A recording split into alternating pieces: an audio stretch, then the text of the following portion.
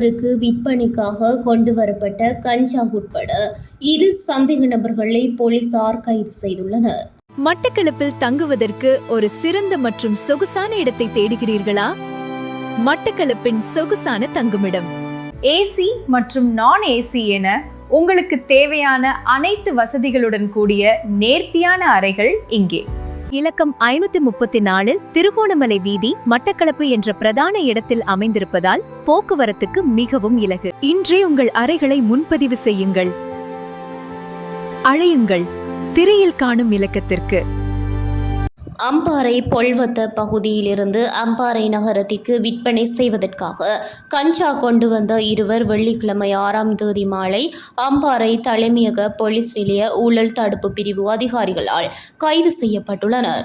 ஊழல் தடுப்பு பிரிவு அதிகாரிகளுக்கு கிடைத்த தகவலின் அடிப்படையில் இந்த சோதனை நடவடிக்கை மேற்கொள்ளப்பட்டதுடன் இதில் ஒரு சந்தேக நபர் அம்பாறை கோவில் அருகே கைது செய்யப்பட்டார். மற்றொரு சந்தேக நபர் அம்பாறை புறநகர் பகுதியில் உள்ள பேருந்து தரிப்பிடத்தில் காத்திருந்த போது கைது செய்யப்பட்டார்.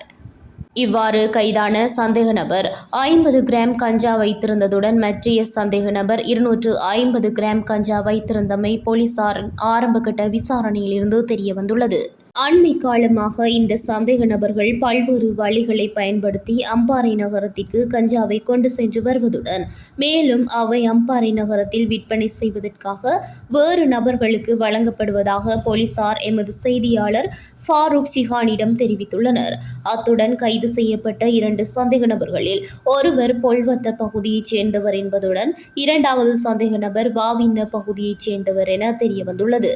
இந்த சந்தேக நபர்கள் போலீஸ் தடுப்பு காவலில் வைக்கப்பட்டு நேற்று 7ஆம் தேதி அம்பாறை நீதிவான் நீதிமன்றத்தில் ஆஜர்படுத்த நடவடிக்கை எடுத்தனர்.